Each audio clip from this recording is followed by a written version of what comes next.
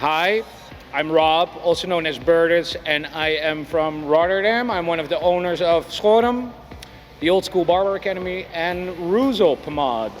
Tell us about your experience, the whole experience on stage at HAIRFEST 2024. Well, I always get really, people think I do this naturally because that I know how it looks, but I always get really nervous. So we were supposed to go on stage tonight at 9, but because of a delay with the electricity and everything, it went up to 11. So, you know, that is 2 hours more of being nervous. People are very tired, but I have to say that when you're on stage, the energy that the crowd gives you, you're like a mirror. So you reflect the energy of the people. And if you have a crowd of almost 1,000 people that are absolutely quiet after 14 hours, but not like in a sleepy way, but looking at you, this was the most respectful crowd I have seen around the world. People were not on their phones, so that gave me a lot of confidence and energy. So for me, it was an absolutely amazing experience. That's really amazing. I'm so glad that you feel like this, that you felt like this here. So tell me some things about the inspiration of all this presentation, of all this show. Well, that's kind of hard to tell because when we opened our barbershop about 14 years ago, I didn't really choose to be on a stage. My stage is the barbershop.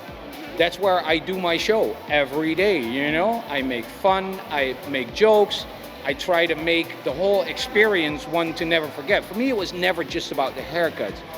So when we were invited to do hair shows, it was I was like, what are we gonna do? And I thought it was really important to take the feeling of the barbershop to the stage, yeah? So we don't dress our models up. We don't do, you know, we're kind of tempted because that's how you usually do a hair show. But we were like, no, we're going to take a couch, we're going to sit them down, they wait for and we're going to take that vibe from home and we're going to show around the world. And I think it's really important that, you know, even with that anxiety, you go like, yeah, but this is what we do. This is what made us a success.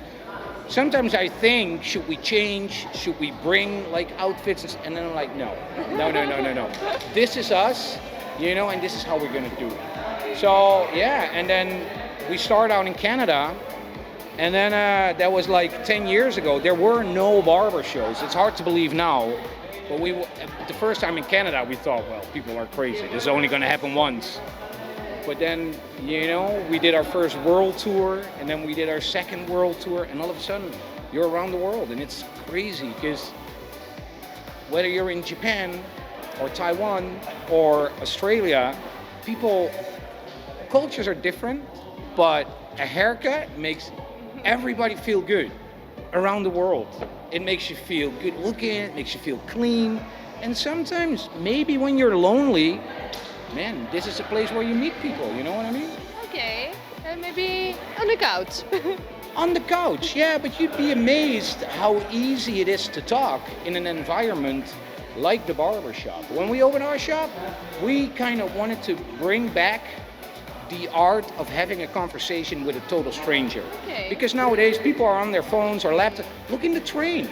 Everybody's just like, you know, when I went to school in the train when I was 16, people talk. We didn't have the phone, so, you know, you talked. It's where you met people.